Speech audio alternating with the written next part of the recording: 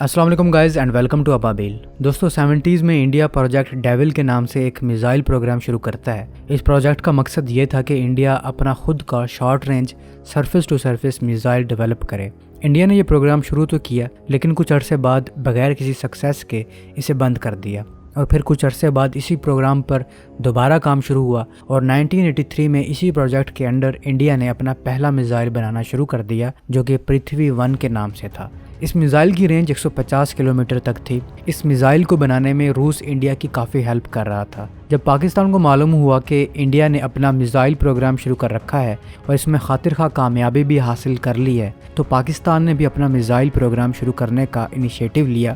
1986 میں پاکستان نے اپنے پہلے میزائل پروگرام پر کام کرنا شروع کر دیا۔ اس وقت کے army chief general Aslam Beg نے اس میزائل پروگرام کو لیڈ کرنے کی ذمہ داری پاکستان کی سپارکو یعنی space and upper atmosphere research commission کو سونپی، جس کے پاس راکٹ کے حوالے سے کافی تجربہ تھا۔ سپارکو کو بعد میں خان ریسرچ لیبارٹریز نے بھی جوائن کیا تاکہ میزائل کے وار ہیڈ کو ڈیزائن کیا جا سکے، لیکن یہ میزائل پروگرام پاکستان کے نیوکلیر پروگرام سے زیادہ چیلنجنگ ثابت ہوا۔ پاکستان کو سب سے پہلا مسئلہ فنڈز کی کمی کا تھا اور کنٹرول سسٹم اور ایرو ڈائنامکس ایجوکیشن میں فوکس کم ہونے کی وجہ سے پاکستان کو اس میزائل پروگرام میں کافی مشکلات کا سامنا کرنا پڑ رہا تھا۔ اس پر مزید یہ کہ 1987 میں ہی عالمی میزائل ٹیکنالوجی کنٹرول رجیم تشکیل دے دی گئی، جس کا کام میزائل جیسے ہتھیاروں کے پھیلاؤ کو روکنا تھا، اور اس تنظیم نے پاکستان کو اپنا میزائل پروگرام جاری رکھنے میں رکاوٹیں ڈالنا شروع کر دی۔ یاد رہے یہ تنظیم آج بھی پاکستان کے میزائل پروگرام میں رکاوٹ ڈالنے کی کوشش کرتی رہتی ہے۔ کبھی پاکستان کی مختلف ڈیفنس کمپنیوں پر پابندیاں لگا دیتی ہے اور یا انٹرنیشنل کمپنیوں پر پابندیاں لگا دیتی ہے تاکہ پاکستان کو کسی بھی قسم کا پارٹ سپلائی نہ ہو جو کہ ایک میزائل بنانے میں مددگار ثابت ہو سکتا ہے۔ اس تنظیم کی رکاوٹوں کے بعد بھی پاکستان نے اپنی کوششیں جاری رکھی اور میزائل کی ڈیولپمنٹ کرتا رہا۔ 1989 میں جب انڈیا نے اپنے پرتھوی میزائل کے پہلے ویریئنٹ کا کامیاب ٹیسٹ کیا تو پاکستان نے بھی اپنی کوششیں مزید تیز کر دیں، اور اسی سال پاکستان کی سپارکو نے بھی ہدف کے نام سے میزائل بنا لیا اور اس کا ٹیسٹ فائر بھی کیا، اور اس ٹیسٹ کے فوراً بعد پاکستان کی اس وقت کی وزیر اعظم بے نظیر بھٹو نے اس ٹیسٹ کی کامیابی کا اعلان بھی کر دیا۔ تاہم امریکہ کا کہنا تھا کہ پاکستان کا یہ میزائل ان ایکوریٹ بیٹل فیلڈ میزائل ہے، مطلب امریکہ کے مطابق پاکستان کے اس میزائل نے اپنے مطلوبہ نتائج حاصل نہیں کیے۔ ہدف 1 کی رینج 70 کلومیٹر ہے اور ٹیسٹ میں اس نے یہ رینج اچیو کی تھی۔ یہ میزائل 500 کلو گرام کا روایتی اور غیر روایتی وار ہیڈ لے جا سکتا ہے۔ یہ ایک ان گائیڈڈ میزائل تھا جو کہ سنگل سٹیج سالڈ پروپیلنٹ کا استعمال کرتے ہوئے کلسٹر منیشن اور ہائی ایکسپلوزیو وار ہیڈ کو ہدف تک پہنچاتا ہے۔ تاہم پاکستان نے اپنے اس پروگرام پر مزید کام جاری رکھا۔ پرائم منسٹر بے نظیر نے اس کے بعد ہدف پروگرام کو ایگریسیولی آگے بڑھایا تاکہ انڈیا کے ساتھ جو میزائل گیپ آ رہا ہے اس کو پورا کیا جا سکے۔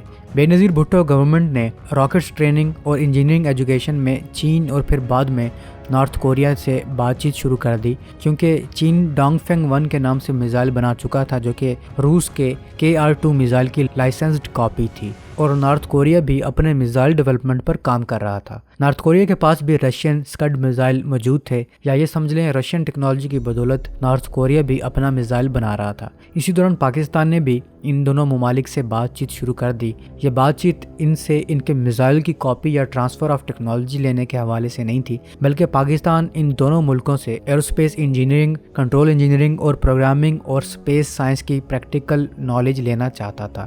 پاکستان نے ایسا ہی کیا، جس کے بعد پاکستان نے اپنے ہدف میزائل کے 2 مزید ویریئنٹ بنائے جو کہ ہدف 1A اور ہدف 1B تھے۔ ان اپ گریڈڈ ورژنز میں رینج امپرووڈ کی گئی، ایکوریسی امپرووڈ کی گئی، اس کی رینج 70 سے 100 کلومیٹر تک کر دی گئی، راکٹ موٹر اور لائٹر مٹیریلز امپروو کیے گئے۔